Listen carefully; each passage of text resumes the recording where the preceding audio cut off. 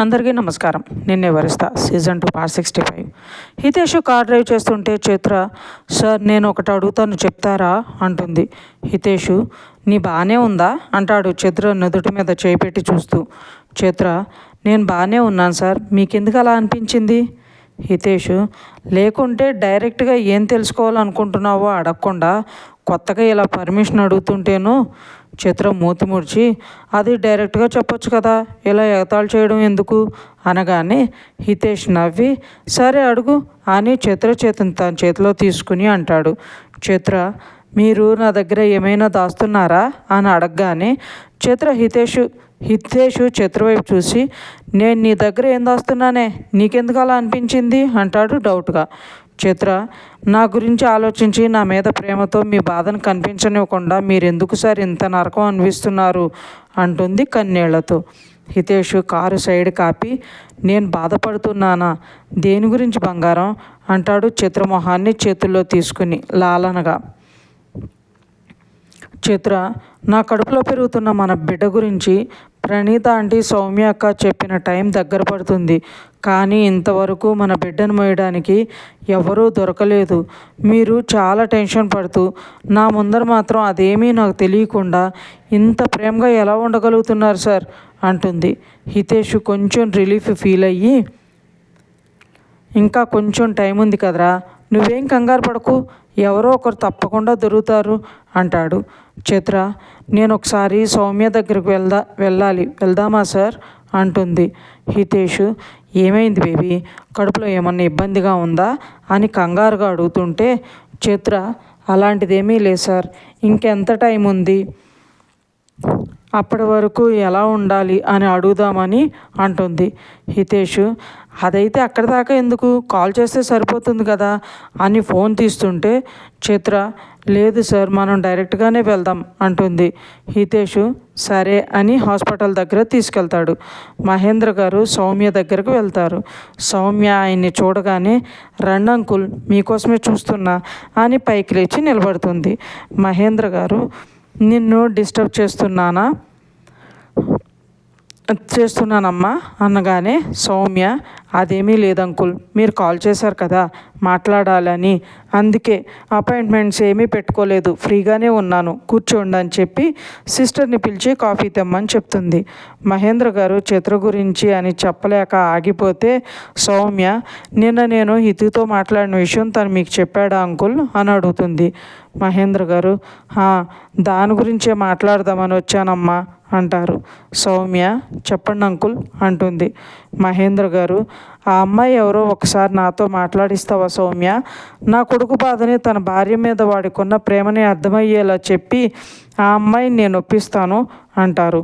సౌమ్య, ఆ అమ్మాయికి కావాల్సింది డబ్బులు కాదంకుల్, మీ అబ్బాయితో పెళ్ళి, సమాజంలో తనకంటూ ఒక గుర్తింపు, మీ ఇంటి కోడలుగా స్థానం, ఈ విషయం హితుకి చాలా క్లియర్గా చెప్పాను కదా అంటుంది.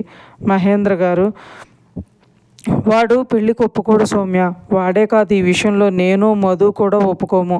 చిత్రనే మా ఇంటి కోడలు కావాలి అని నా కొడుకు ప్రేమించకముందే వాడిని ఒప్పించి ఏరుకోరి మరీ తెచ్చుకుంది మధు. తనని కోడల స్థానంలో కంటే కూతురు స్థానంలోనే ఎక్కువగా చూసుకుంది. తనకు అన్యాయం జరుగుతుంది అంటే మా మనసు చాలా కష్టంగా ఉంటుందమ్మా. చిత్రను కాకుండా మా ఇంటి కోడల స్థానం మేము ఇంకొకరికి ఇవ్వలేం. నా కొడుకు మనసుని కూడా కష్టపెట్టలేం. వాడికి చిత్ర అంటే ప్రాణం, పిచ్చి అనొచ్చు కూడా. వాళ్ళిద్దరి సంతోషం మా ప్రపంచం. అలాంటి మా ప్రపంచంలోకి ఇంకొక అమ్మాయి వస్తుంది అంటే దాన్ని ఒప్పుకోవడానికి సిద్ధంగా లేమమ్మా. తనకి ఏం కావాలంటే అది చేయడానికి మేము సిద్ధంగా ఉన్నాం అంటారు బాధగా. సౌమ్య, చిత్రకు అన్యాయం చెయ్యాలి అనేది ఆ అమ్మాయి ఉద్దేశం కాదంకుల్. మీ అబ్బాయికి భార్యగా ఉండాలి అనుకుంటుంది. మీరు ఎలా చిత్రను చూసుకుంటున్నారో అలానే తనను కూడా చూసుకోవాలని ఆశపడుతుంది అంటుంది. మహేంద్ర గారు, అర్థం అవుతుందమ్మా, కానీ అది మాకు ఎంత కష్టమైన పనో, మాకన్నాక అది ఎంత నరకమో ఆ అమ్మాయికి అర్థమయ్యేలా చెప్పి తనని ఎలాగైనా ఒప్పిస్తాను. అందుకే ఒక్కసారి ఆ అమ్మాయిని నా ముందుకు తీసుకురా అమ్మా అంటారు. సౌమ్య, నేను అన్నీ చెప్పి చూశాను అంకుల్, కానీ ఆ అమ్మాయి ఒప్పుకోవడం లేదు. తనేమి గ్రాండ్గా పెళ్లి చేయమని కూడా అడగడం లేదు, జస్ట్ రిజిస్టర్ మ్యారేజ్ చేయమంటుంది. అన్నీ కుదురుకున్నాక తన గురించి అందరికీ చెప్పమంటుంది అంటుంది. వేదు గురించి శ్రీనిక శివాంశు టెన్షన్ పడుతుంటే డాక్టర్ 10 నిమిషాలు బయటకు వస్తాడు. వీళ్ళని చూడగానే వేద్ రిలేటివ్స్ మీరేనా అని అడుగుతాడు. శివాంశు అవును డాక్టర్, నేను తన అన్నయ్యని అని చెప్తాడు.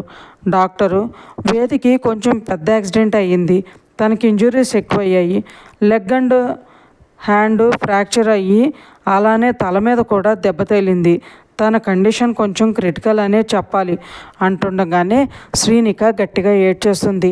శివాంశు తనను పట్టుకుని Janu please control yourself అని తనకు వస్తున్న కన్నీటిని ఆపుకుని చెప్పి డాక్టర్ వైపు చూస్తాడు. డాక్టరు వేదు వైపు గురించి కూడా మీతో మాట్లాడాలి, సర్జన్ వచ్చేలోపు మీరు నాతో రండి మాట్లాడాలి అని ఆయన క్యాబిన్లోకి వెళ్తారు. శ్రీనిక శివ్ నాకు చాలా భయంగా ఉంది, ఒక పక్క మన్వి కనిపించట్లేదు, వేదిక ఇలా అయిందని తెలిస్తే తనున్న కండిషన్కి ఎలా రియాక్ట్ అవుతుందో తెలీదు, అత్తయ్య తాతయ్య అమ్మ గురించి తలుచుకుంటే నాకు చాలా భయం వేస్తుంది శివ్ అని ఏడుస్తుంటే శివాంశు నువ్వు అమ్మాయివి కాబట్టి బయటపడుతున్నావు జాను, మరి నా పరిస్థితి ఏంటో ఆలోచించు, వాడు ఎక్కువ నా దగ్గరే నా చేతుల్లోనే పెరిగాడు, ఎప్పుడు అన్నయ్య అంటూ నా వెనకే ఉండేవాడు, అలాంటిది ఇప్పుడు వాడిని ఇలా చూస్తుంటే నా వల్ల కావడం లేదు జాను అని శివాంశ్ కూడా శ్రీనికను పట్టుకుని గట్టిగా ఏడ్చేస్తాడు. ఇంతలో నర్సు వచ్చి సార్ మిమ్మల్ని డాక్టర్ గారు రమ్మంటున్నారు అనగానే శివాంశు కళ్ళు తుడుచుకుని నువ్వు ఇలా వీక్ అయ్యి నన్ను ఇంకా వీక్ చేయకు జాను, ప్లీజ్ నువ్వు ఇక్కడే ఉండు ఆది వచ్చే వరకు అని చెప్పి లోపలికి వెళ్తాడు. ఆద్విక్ స్టేషన్కి వెళ్ళి సీసీటీవీ ఫుటేజ్ చూపించమని అక్కడ వాళ్ళని అడిగి మొత్తం చెక్ చేస్తూ ఉండగా ఎంట్రన్స్లో మన్వి బయటకు వెళ్ళడం, తన వెనకే వేదు వెళ్ళడం చూస్తాడు.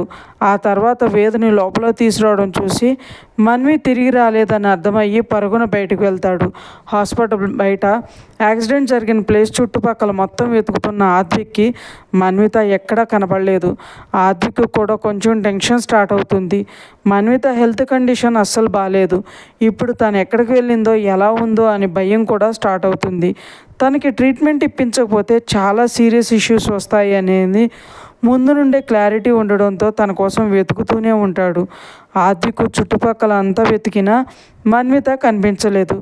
తనున్న కండిషన్కి ట్రీట్మెంట్ ఎంత అవసరమో అర్థమయ్యి ఆద్విక్లో టెన్షన్ స్టార్ట్ అయ్యి వెంటనే తన స్టేషన్కి కాల్ చేసి మన్విత డీటెయిల్స్ పంపించి తన గురించి వెతకమని చెప్తాడు.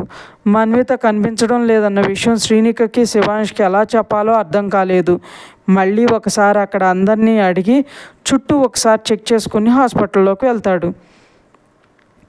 శివాంశు డాక్టర్ దగ్గరికి వెళ్ళేసరికి ఆయన ఒక ఫైల్ ఇస్తూ ఇది తన వైఫ్ కోసం వేద్ అడిగిన రిపోర్ట్స్ అండి, తనని ఇమీడియట్గా లండన్ పంపించండి, మిగతా అన్నీ అక్కడ వేద్ ఫ్రెండ్ అయిన డాక్టర్ జాన్ చూసుకుంటారని, వేద్కి మేజర్ యాక్సిడెంట్ ఇది, తనకి బ్రెయిన్ సర్జరీ కూడా చేయాలి, ఈ పేపర్స్లో సైన్ పెడితే సర్జన్ రాగానే స్టార్ట్ చేసేస్తాం, అంతేకాకుండా తన కండిషన్ ఏంటి అనేది సర్జరీ అయ్యే వరకు చెప్పలేం, ఒకవేళ అంతా ఓకే అనుకున్నా తను కోలుకోవడానికి చాలా టైం పడుతుంది, దీన్ని మీరందరూ ముందుగానే ప్రిపేర్ అయ్యి ఉండండి, హోప్ ఫర్ ది బెస్ట్ అంటారు.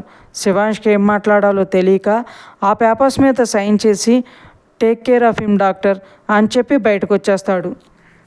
ఆఫీస్ వర్క్ మీద 1 మంత్ నుండి ఊర్లో లేని మహిదర్ గారికి కాల్ చేస్తాడు శివాంశు.